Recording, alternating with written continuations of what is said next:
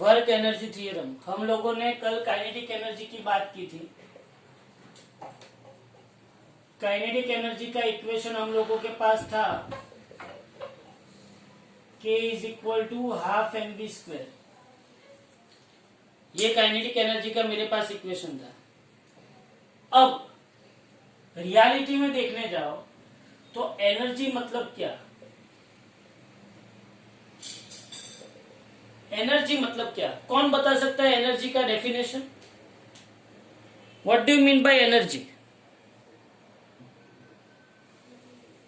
It is nothing but it is an ability to do work।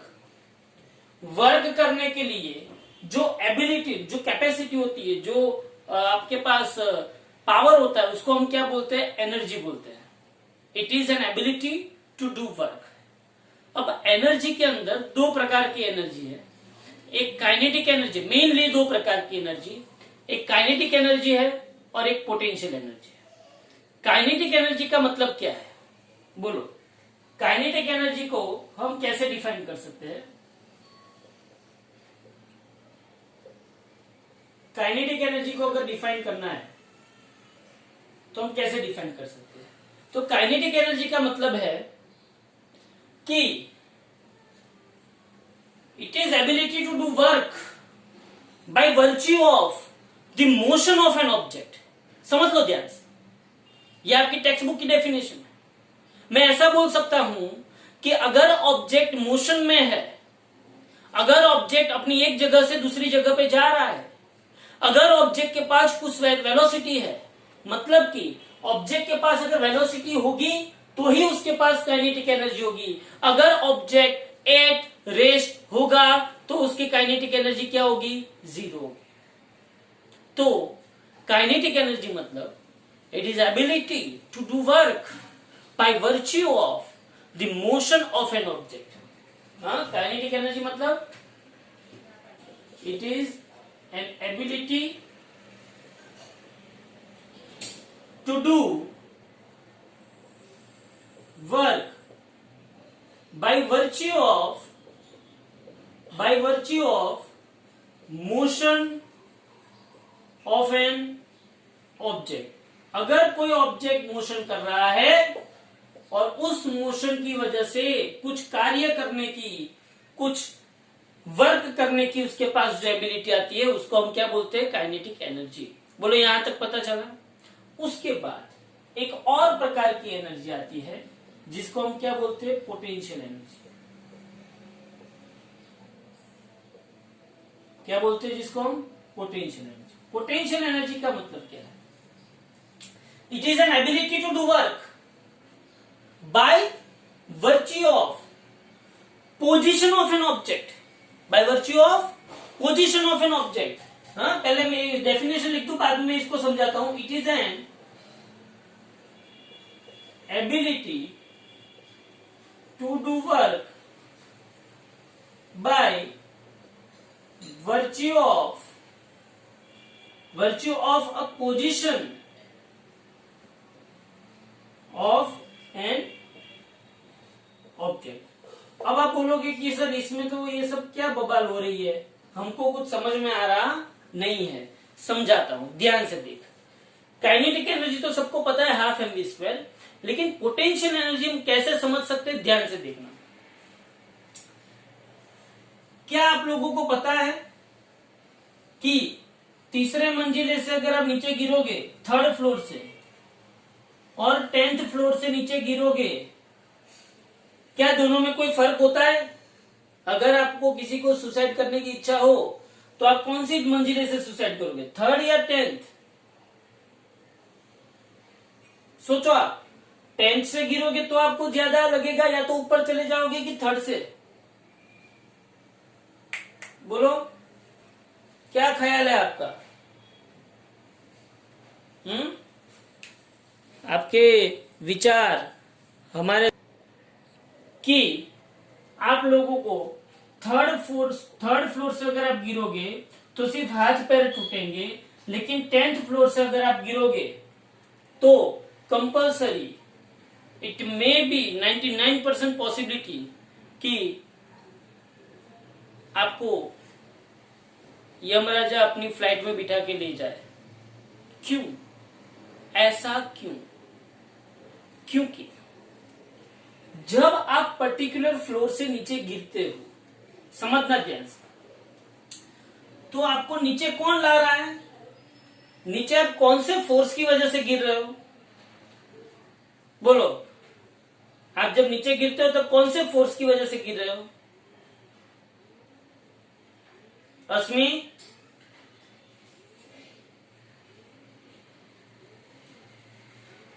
आप कौन से force आपको नीचे ला रहा है? Gravitational force.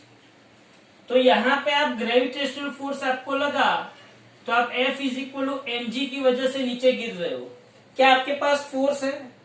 सपोज कि आपने यहां पे h डिस्टेंस कवर किया। कितना डिस्टेंस कवर किया? h। तो बोलो वर्क इज इक्वल टू क्या होगा? वर्क इज इक्वल टू क्या होगा? Force multiplied by displacement. तो work is equal to F into H. तो work is equal to mgh। हाँ, वर्क इज इक्वल टू क्या आया? mgh। This mgh is nothing but potential energy of that object at particular height। at particular height। अगर देखो आप mgh को observe करो, आप mgh को ऑब्जर्व करो, mass of the object is constant, gravitational acceleration of the object is constant, h can be change. अगर मैं h की वैल्यू क्या करता हूं? चेंज करता हूं। हाँ, h की वैल्यू, ये पोटेंशियल एनर्जी बोली जाती है, हम इसका डेरिवेशन करेंगे।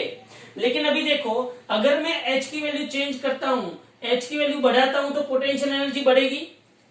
अब 10th फ्लोर पे खड़ा हुआ बंदा, उसकी पोटेंशियल एनर्जी mgh है। जब वो नीचे गिरेगा तब उसकी पूरी की पूरी पोटेंशियल एनर्जी का किसमें कन्वर्जन होगा? यहां पे जब खड़ा था तब कौन सी एनर्जी थी उसके पास? Potential energy. लेकिन जब वो नीचे गिरता है तब उसकी पोटेंशियल एनर्जी किसमें कन्वर्ट होगी? काइनेटिक एनर्जी में, क्योंकि मोशन है उसकी, क्योंकि एक्सेलरेशन है ना जी जितना। तो उसकी पोटेंशियल एनर्जी को किसमें कन्वर्जन हुआ? काइनेटिक एनर्जी में। और जब उसकी काइनेटिक एनर्जी उसकी पोटेंशियल एनर्जी जितनी हो जाती है, मतलब कि क्या काइनेटिक एनर्जी ज्यादा होगी? और जितनी काइनेटिक एनर्जी ज्यादा, उतना स्पीड से वो नीचे टकराएगा। अब यहां ये ले लो, इसका जो h है वो h डैश ले लो। तो क्या h डैश जो है वो h से कम है? h डैश अगर h से कम है तो mg h डैश भी mg h से कम हुआ। मतलब कि यहाँ पे जो ऑब्जेक्ट होगा 3rd फ्लोर पे और वो ऊपर से नीचे गिरेगा, उसकी पोटेंशियल एनर्जी कम होगी तो उसकी काइनेटिक एनर्जी भी क्या होगी? कम। बोलो, यहां तक सबको पता चला कि नहीं चला? सबको यहां तक पता चला? बोलो, पोटेंशियल एनर्जी टोटली किसमें कन्वर्ट होती है? काइनेटिक एनर्जी में। किसमें? सबको दिमाग में बैठा है? मतलब अगर अभी किसी को धक्का मारना है तो कौन से फ्लोर से मारोगे? जैसी आपकी रिक्वायरमेंट, आपको सिर्फ पैर तोड़ने हैं, आपको सिर्फ उसकी हड्डी तोड़नी है, आपको उसको ऊपर पहुंचाना है, जो आपकी रिक्वायरमेंट है, बिजनेस रिक्वायरमेंट जो आपकी होती है, उसके मुताबिक आपको उसको उतने फ्लोर पे ले जाना है। ओके, तो उसमें कोई टेंशन है नहीं। मैत्री बोलेगी सर हम लोग आपको 20वें फ्लोर पे ले जाएंगे, है ना मैत्री? हाँ बोल।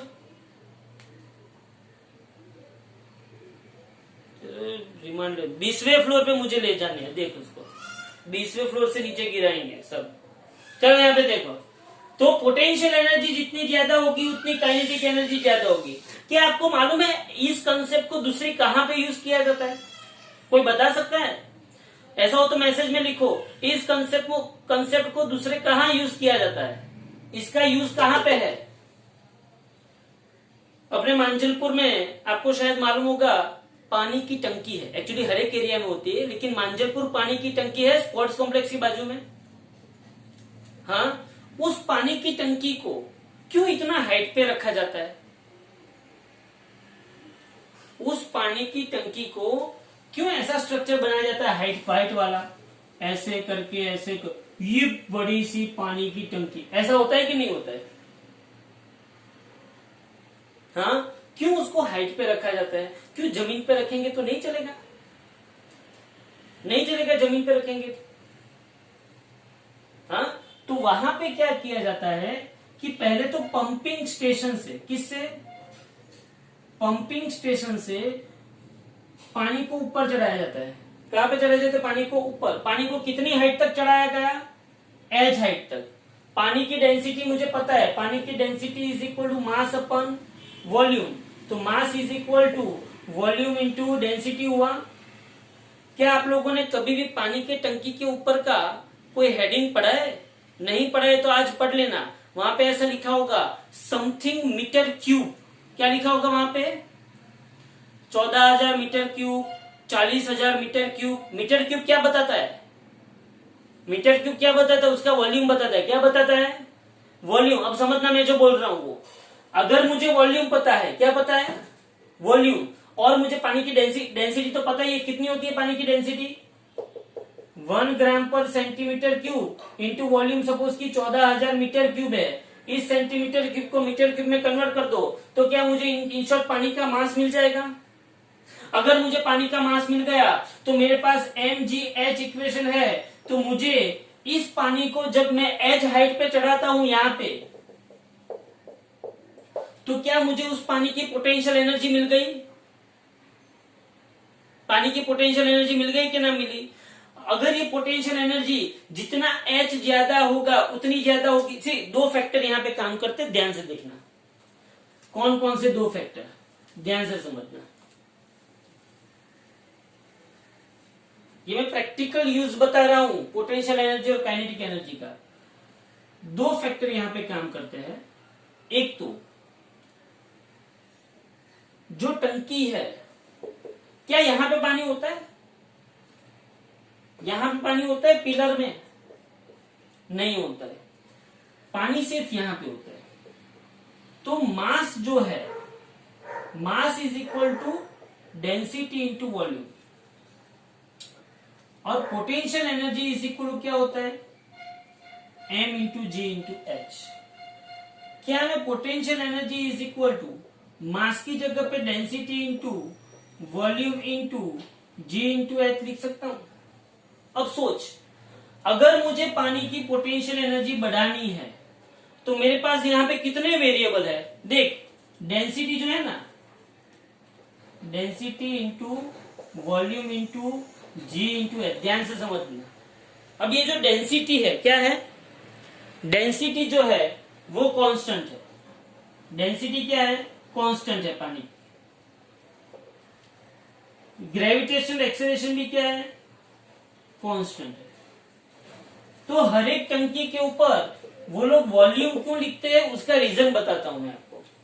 कि मुझे पोटेंशियल एनर्जी अगर बढ़ानी है पानी की, मुझे पोटेंशियल एनर्जी बढ़ानी है तो मुझे वॉल्यूम भी बढ़ाना, मैं वॉल्यूम भी बढ़ा सकता हूं और हाइट भी बढ़ा सकता हूं। तो इंजीनियर लोग मैक्सिमम ट्राई करते हैं कि वॉल्यूम भी ज्यादा मिले और हाइट भी ज्यादा मिले। दोनों में लिमिटेशंस है। बहुत ज्यादा वॉल्यूम रखेंगे तो मास बढ़ जाएगा। मास बढ़ जाएगा तो कभी कभी टंकी या तो अर्थक्वेक से या तो कुछ डिफेक्ट से या तो कोई वाइब्रेशन से टंकी गिरने की पॉसिबिलिटी है, टूटने की पॉसिबिलिटी है। इसीलिए वो लोग क्या बढ़ाते हैं? हाइट बढ़ाते हैं। हाइट बढ़ा देते हैं तो जितनी हाइट ज्यादा की उतना पोटेंशियल एनर्जी ज्यादा। जितना पोटेंशियल एनर्जी ज्यादा उतना कौन सा एनर्जी ज्यादा? काइनेटिक एनर्जी ज्यादा। जितना काइनेटिक एनर्जी ज्यादा, बाद में आजू बाजू के पूरे एरिया को, सपोज कि मांजलपुर है तो मांजलपुर, ये पानी की टंकी पूरे मांजलपुर एरिया को यहां से सिर्फ क्या कर देना है? पाइपिंग नीचे उतारनी है। एक बार पानी को ऊपर चढ़ाने के लिए हमको इलेक्ट्रिसिटी यूज करनी पड़ी। पानी को ऊपर चढ़ाने के लिए हमको क्या यूज करनी पड़ी? इलेक्ट्रिसिटी यूज करनी पड़ी, लेकिन वो एक ही बार यूज करनी पड़ी ना। लेकिन जब मुझे पानी को पूरे मांजलपुर में जितने भी सोसाइटीज है, जितने भी घर है, उन सबको पहुंचाना है, तो क्या मैं हर एक के लिए अलग अलग पंप यूज करूंगा? नहीं, मैंने पंप सिर्फ यहाँ पे एक बार यूज किया, पंप यहाँ पे एक बार यूज किया, और यहां से जब मैंने पाइपिंग के थ्रू जब यहां से मैंने ओपन कर दिया ये नॉब, तो ये पानी जो समथिंग पोटेंशियल एनर्जी से यहाँ पे स्टोर हुआ था, यहाँ पे क्या हुआ था, स्टोर हुआ था, वो पूरा उसको उसको जाने की, उसको फ्लो होने की जगह मिली, फ्लो होने की जगह मिली, मतलब वो ऐसे नीचे उतरा, कौन सी एनर्जी में कन्वर्ट हुआ? काइनेटिक एनर्जी में। जितनी पोटेंशियल एनर्जी ज्यादा होगी उतनी काइनेटिक एनर्जी ज्यादा होगी, और जितनी काइनेटिक एनर्जी ज्यादा होगी उतना वो ज्यादा स्पीड से दौड़ेगा, जितना वो ज्यादा स्पीड से दौड़ेगा उतना वो दूर तक जा पाएगा। बोलो हाँ कि ना? और जैसे ही अपनी सोसाइटी में, अपने घर में आता है, फिर हम लोग क्या करते हैं, अपने घर तक आता है कि नहीं आता है? आता है। फिर हम लोगों को अगर वापिस ऊपर चढ़ाना है तो हम क्या करते हैं, वापिस अपने घर पे पंप रखते हैं, उस पंप की वजह से वापिस वो पानी ऊपर चढ़ता है। वापिस कहां पे चढ़ता है पानी? ऊपर। और जब वो वापिस ऊपर चढ़ जाता है, फिर वापिस वहां पे हम लोग क्या करते हैं, पाइप लगा देते हैं। तो अपने बाथरूम में, अपने किचन में, अपने बाहर वॉशरूम में, कहीं पे भी पानी इजीली आ सकता है। बोलो समझ में आ रहा है? सिर्फ क्या करते हैं इसमें, पानी को पहले पर्टिकुलर हाइट पे पहुंचा दिया जाता है, वो हाइट पे पहुंच गया तो उसके पास कुछ पोटेंशियल एनर्जी आ गई, और वो पोटेंशियल एनर्जी आ गई, बाद में उसको छोड़ोगे तो काइनेटिक एनर्जी में कन्वर्ट हो जाएगा। बोलो यहां तक सबको पता चला कि नहीं चला? हाँ, तो यहाँ पे दो पैरामीटर होते हैं, एक वॉल्यूम होता है और एक हाइट होता है। क्लियर हो रहा है मैं जो बोल रहा हूं?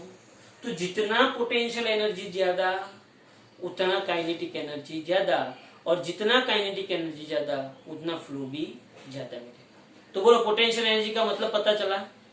पक्का क्लियर हो गया? पोटेंशियल एनर्जी, पोटेंशियल एनर्जी किसकी वजह से है? It is an ability to do work by virtue of position of an object. See potential energy मतलब work is equal to M force M G और डिस्प्लेसमेंट एच, तो M G H, और work is equal to क्या होता है? Energy, and that's why it is known as potential energy.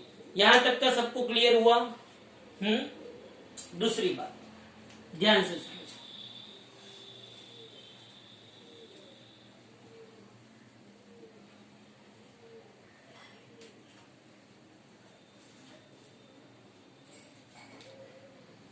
तो height जो है वो बहुत ही इंपॉर्टेंट रोल प्ले करती है। हाइट ऐसा ही कौन इंपॉर्टेंट रोल प्ले करता है? डेप्थ।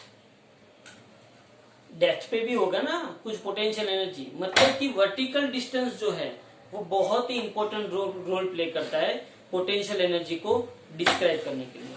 बराबर है? तो पोटेंशियल एनर्जी का यूनिट भी क्या है? जूल, और काइनेटिक एनर्जी का यूनिट भी क्या है? जूल। दोनों का डायमेंशनल फॉर्मूला लिखना है तो क्या लिख सकते हैं? केजी मीटर स्क्वायर पर second square, m1 L2 T-2। तो कभी भी ऐसा क्वेश्चन नहीं आना चाहिए कि सर ये तो काइनेटिक एनर्जी है और एक पोटेंशियल एनर्जी है, तो दोनों का यूनिट चेंज होगा। ये काइनेटिक एनर्जी का इक्वेशन हम क्या लिख सकते हैं? हाफ mv स्क्वायर, और पोटेंशियल एनर्जी का हम इक्वेशन क्या लिख सकते हैं? u is equal to mgh। आप अपने दिमाग से अपने आसपास जितनी भी घटनाएं हो रही है उन सबको ऑब्जर्व करके भी कहां कहां पे पोटेंशियल एनर्जी होती है, कहां कहां पे काइनेटिक एनर्जी होती है, वो सब कर सकते हो कि नहीं कर सकते हो? हाँ, आप खुद सोच सकते हो कि आपके आसपास जो घटनाएं बनती है, कुछ ऐसी घटनाएं होगी जिसमें हम लोग पोटेंशियल एनर्जी का यूज करते हैं। बोलो कोई एग्जांपल दे सकता है? मालूम है सरदार सरोवर डैम है। सरदार सरोवर डैम किसको पता है?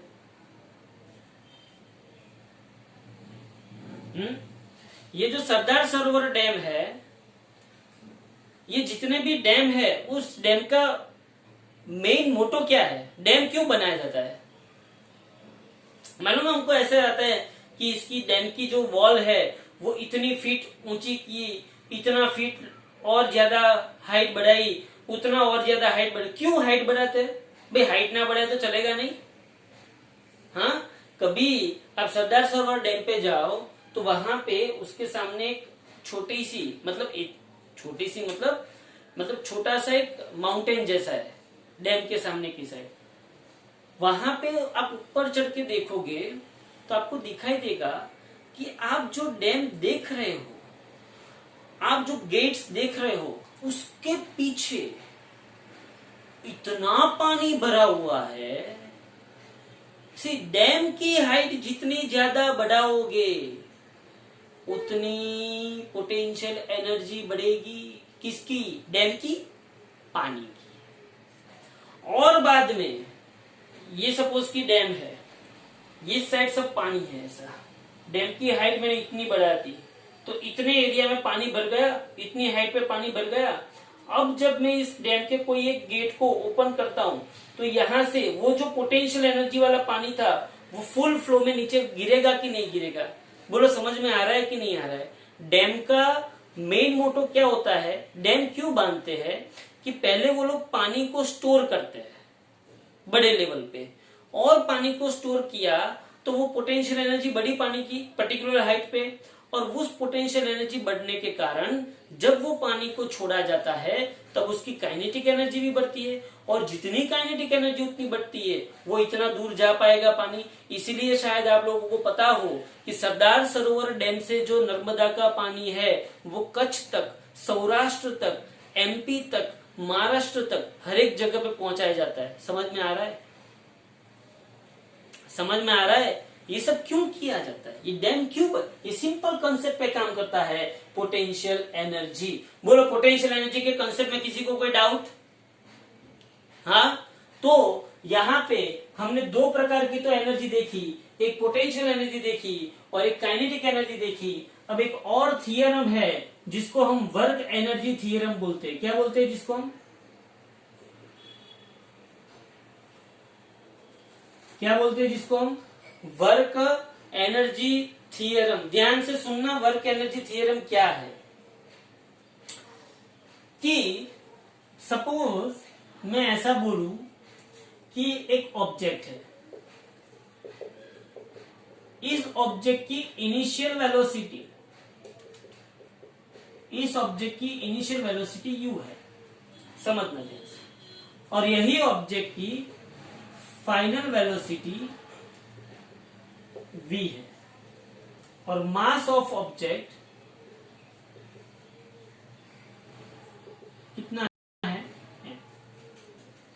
चलो, इनिशियल एनर्जी पता है, फाइनल एनर्जी पता है, इतना तो सबको पता है। अब मैं ऐसा करता हूं नाउ, क्या मेरे पास ये इक्वेशन है v square minus u square is equal to AD। अब मैं दोनों साइड, ये initial energy u, final velocity v, mass of object is m। अब मेरे पास इक्वेशन है v square minus u square is equal to 2AD। Now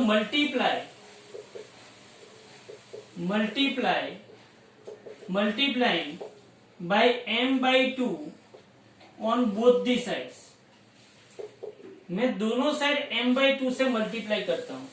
चलो, तो यहां पे m by 2, ये क्या आएगा? v square minus u square is equal to AD into m by 2 आएगा। बोलो 2 कट हुए, तो यहां पे मैं ऐसा लिख सकता हूं 1/2 mv square minus 1/2 mv square is equal to m AD। क्या मैं ऐसा लिख सकता हूं कि नहीं लिख सकता हूं? बट 1/2 mv स्क्वायर को मैं फाइनल काइनेटिक एनर्जी और 1/2 mu स्क्वायर को मैं इनिशियल काइनेटिक एनर्जी लिख सकता हूं, क्योंकि kinetic energy is equal to 1/2 mv square. तो final kinetic energy minus initial kinetic energy, बोलो m into A, mass into acceleration क्या होगा? Force multiplied by displacement. मैं यहाँ पे रिजल्ट लिख देता हूं कि force is equal to mass into acceleration. तो क्या मुझे F इंटू डी क्या मिलता है? वर्क मिलता है। हाँ, तो change in kinetic energy delta K is equal to work is known as work energy theorem. बोलो समझ में आ रहा है कि नहीं? चेंज इन काइनेटिक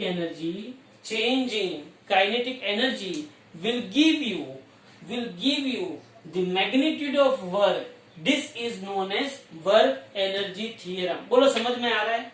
ये एक नॉर्मल सा थियरम मैंने बोला है, इसके आगे एक्सटेंडेड फॉर्म्स बताऊंगा पहले, लेकिन पहले ये एकदम सिंपलेस्ट फॉर्म को समझ लो।